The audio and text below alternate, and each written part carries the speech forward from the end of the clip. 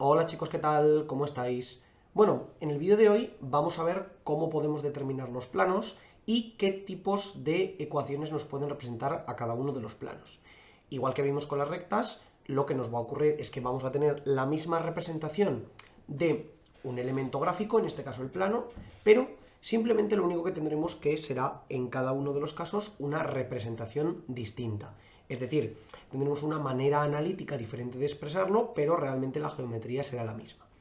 Entonces, hemos de tener en cuenta que un plano cualquiera siempre queda definido por tres puntos o dos vectores, ¿vale? Dos vectores y un punto. Es decir, para definir un plano cualquiera, yo lo que puedo hacer es poner tres puntos o dos vectores y un punto, ¿vale? Puedo hacer cualquiera de ellas. Entonces, la ecuación vectorial, que es la que vamos a hacer ahora, que es la que vamos a plantear la primera, lo que nos determina precisamente es, en este caso, cualquiera de estos dos casos. ¿A qué nos referimos con esto?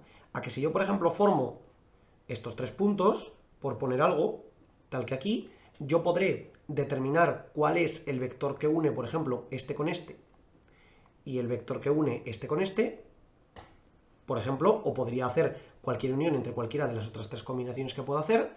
Aquí tendré mi vector u, aquí tendré mi vector v, y entonces a través de estos puntos y del punto A, B y C, con cualquiera de las ecuaciones podría determinar que en efecto este sería mi plano, ¿vale? Es decir, yo aquí podría determinar que voy a tener un plano que va a contener exactamente a los tres puntos y el equivalente que sería los dos vectores y el punto, ¿ok?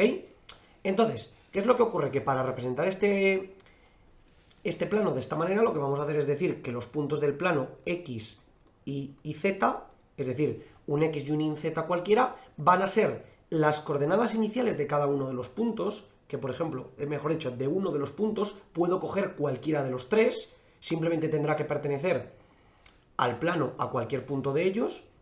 Repito, me vale cualquiera de los puntos dentro del plano, en el que tendré este tipo, el vector, en este caso tendré el vector P, que será P de X, P de Y y P de Z, al final son las tres coordenadas del vector, y más. ¿Qué es lo que voy a hacer? Al igual que hacía con las rectas, que yo lo que hacía era avanzar hacia adelante y hacia detrás, en el plano tendré que avanzar tanto hacia adelante como hacia detrás, como hacia arriba o hacia abajo. Es decir, tendré que progresar en la dirección de uno de los vectores y en la otra dirección del otro de los vectores. Por tanto, primero marcaré una coordenada en lambda que irá con u sub x, u sub y y u sub z, y después marcaré otra coordenada que irá con v sub x, v sub y y v sub z. ¿Esto que me permite? Que como el plano, aunque está dentro de un volumen en tres dimensiones, se supone que el plano es una dimensión plana, nunca mejor dicho, es decir, que solamente tiene dos dimensiones, al trabajar con estos dos vectores, me permite avanzar dentro del propio plano, tanto a derecha e izquierda y arriba y abajo, tanto como yo necesite, ¿ok? Aunque los vectores como tal no sean exactamente el eje X y el eje Y que veíamos anteriormente, simplemente yo puedo avanzar lo que necesite en una dirección del vector, podré avanzar lo que quiera en la otra dirección del vector, y así puedo llegar desde ese punto inicial que teníamos aquí a donde me interese, ¿ok? Esto lo podemos representar de otra manera. En este caso hemos visto la ecuación vectorial, ahora vamos a ver, esta vamos a poner por aquí la vectorial, vamos a ver ahora la paramétrica. ¿Cómo podemos llegar a la paramétrica? A través de la vectorial. Pues simplemente, muy sencillo, determinaremos que cada una de las coordenadas será su componente en cada una de las coordenadas que tendremos en nuestro caso. La x será p de x más lambda por u de x y más mu por v de x. En y tendremos que p de y será más lambda de u de y más mu por v de y. Y en p de z, mejor dicho, en z tendremos que será p de z más lambda por u de z más mu por v de z. Y entonces de esta manera tenemos determinada la relación que existe entre cada una de las componentes y su componente con respecto al punto y el resto de las componentes en los vectores directores, en este caso de nuestro plano. Entonces, Ahora también podemos expresar la paramétrica y la vectorial en lo que se conoce como la ecuación general. La ecuación general es muy parecida a la vectorial, lo único que el punto P lo vamos a pasar restando al otro lado. Entonces aquí tendremos la ecuación general, donde tendremos que será x y z menos p, perdón, menos p de x, p de y, p de z, igual a lambda por u de x, u de y, u de z, más mu por v de x, v de y y v de z. Y aquí este p lo voy a poner como simplemente las coordenadas iniciales. Es decir, sería x, lo voy a poner por aquí, x menos x0 y menos y0, z menos z0, que esto sería el p de x, p de y, p de z, sería ese x0, y0, z0, sería como tener en cuenta la relación que existe entre x menos el punto de inicio, y esto sería igual al lambda por u de x, u de y, u de z, más mu por v de x, v de y, v de z. Y esta sería la ecuación general. Es cierto que la ecuación general es la que es menos utilizada en términos generales y solemos venir directamente a la vectorial. Y ahora nos vamos a la más importante de todas, que es la ecuación escalar. ¿A qué nos referimos con esto? Si nos damos cuenta, si yo trazo este vector u y este vector v aquí dentro del dibujo, yo puedo determinar su producto vectorial y sacar un vector que sea, lo voy a dibujar recto completamente para que nos quede mejor. Puedo sacar un vector que sea totalmente perpendicular a estos dos y que sea en este caso perpendicular al plano. Siempre que sea perpendicular a dos vectores que están dentro de un plano, también va a ser perpendicular al propio plano.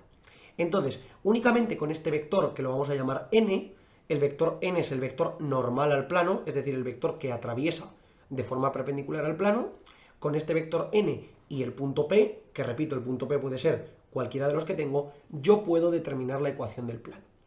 ¿Por qué? Porque este vector n que tenemos aquí viene del producto vectorial de u por v, ¿vale? Este producto vectorial, sabéis que lo podemos hacer, como siempre podríamos hacer coordenada en x, coordenada en y y coordenada en z, u de x, u de y, u de z, v de x, v de y, v de z, ¿vale? Y esto ahora tendría que hacer este determinante y ver a qué conclusión llego. Repito que este es el vector normal, ¿vale?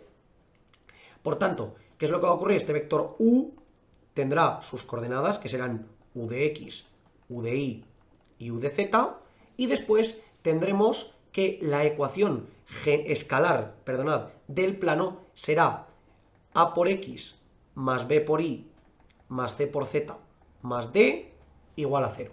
Y diréis, vale, la a, la b, la c y la d, ¿de dónde salen? Bueno, pues la a es básicamente la componente en x del vector normal.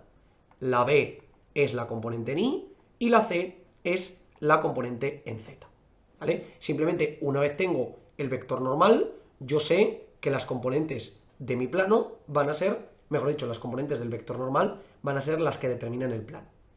Y la d, ¿a qué nos referimos con la d? La d básicamente es la altura a la que se puede encontrar el plano, porque yo puedo tener muchísimos planos paralelos que veremos más adelante y tengo que saber dónde se encuentra exactamente el mío, ¿ok? Entonces, para que se entienda mejor esto, vamos a hacer un ejemplo práctico para determinar la ecuación escalar de un plano en el que tengamos, por ejemplo, que yo tengo el punto P, que podría ser el punto 1, 1, menos 1, por ejemplo, el vector U, que podría ser el 2, menos 1, 1, y el vector V, que sería el menos 1, 1, 2, por poner un caso arbitrario, ¿vale? Entonces, lo primero que voy a hacer es sacar el vector n. El vector n sabemos que es el producto vectorial de u por v, y veremos que en este caso sería, pues de nuevo, ese x, y z, lo tendríamos tal que aquí. Primero pondríamos las coordenadas de u, que serían la 2, menos 1, 1, y después la menos 1, 1, 2, ¿ok? Y ahora yo aquí os recomiendo desarrollar por adjuntos. Si recordáis cómo hacíamos, primero desarrollábamos la columna por x y resolvíamos este determinante, ¿vale? El que era, es solamente el que nos quedaba aquí, ¿ok? Me quedaría menos 1 por 2, menos 2, menos 1 por 1, menos 1. Ahora, menos i, porque hacíamos ese menos 1 elevado a 2 más 1, es decir, menos 1 al cubo, y tendríamos que resolver, en este caso, teniendo en cuenta, a ver, eliminando esta fila y esta columna, entonces me quedaría el menor, que sería, hemos dicho, 2 por 2, 4, y luego 1 por menos 1, menos 1, pero como tengo un menos también sería más 1. Y por último tendríamos s más z, en el que tendríamos que eliminar la última fila aquí con la columna, y tendríamos el menor que tenemos aquí, 2 por 1, 2, y luego menos 1 por menos 1 es 1, con el menos 1. ¿Y aquí qué nos quedaría? Pues tendríamos menos 2 menos 1 menos 3 por x, luego 4 más 1, 5, con el menos 5 por y, y después tendríamos más 1, o sea, 2 menos 1, que es 1, más z. Que esto, si lo expreso en forma de vector, sería el menos 3, menos 5, 1. Este sería el vector normal que estaríamos buscando, ¿ok?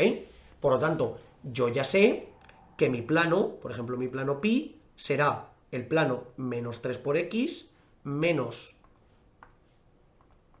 5 por y, más z, porque solamente tengo 1, más d igual a 0.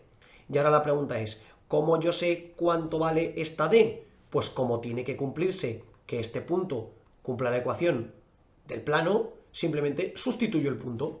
¿Y qué tendré? Pues tendré que el plano pi en el punto P será igual menos 3 por la coordenada en x del punto, que es 1, menos 5 por la coordenada en y del punto, que es 1, y más la coordenada z, que es menos 1. Aquí tendremos menos 3 por 1, menos 3. Perdón, aquí me falta una cosa. Y aquí más d tiene que ser igual a 0. Entonces vamos a ver cuánto tiene que valer d para que en efecto se cumpla esta ecuación.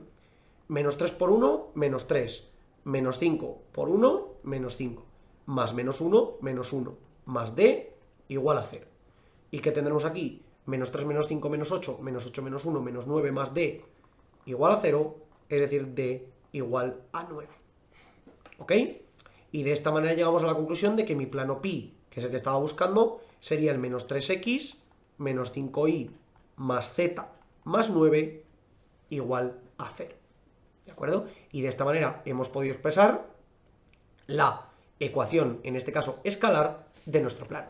Para que veáis que funciona, simplemente podemos venir al plano geométrico o al volumen, en este caso, y ver cuánto nos quedaría representado el plano. Entonces, una vez estamos aquí en el volumen, o en este caso en el espacio en 3 dimensiones, yo puedo representar aquí el plano y decir que hemos dicho que era menos 3x menos 5y más z más 9 igual a 0, y este sería básicamente nuestro plano que tenemos aquí. Como podéis ver, este sería el plano, y si cogemos el punto, por ejemplo, el punto que habíamos hecho que era el 1, 1, menos 1, veréis que en efecto ese punto aquí abajo justo pertenece a las coordenadas del plano, tal y como podéis ver ahí que justo lo intercepta. ¿De acuerdo? Entonces, si tuviéramos aquí el resto de complementos que podemos tener para nuestro plano, veríamos que todos ellos deben de cumplir las condiciones del plano. Pero simplemente con verificar el punto es más que suficiente. Así que, chicos, habéis visto aquí cómo podemos representar analíticamente los diferentes planos y poder ver que uno de ellos simplemente puede estar representado por más de una ecuación, aunque al final todas ellas representen lo mismo. Como os digo siempre, chicos, por favor, cualquier duda, cuestión o pregunta que tengáis, dejádmelo en los comentarios y nosotros la intentaremos resolver. Por lo demás, muchísimas gracias por ver el vídeo, espero que os haya servido y que vaya bien.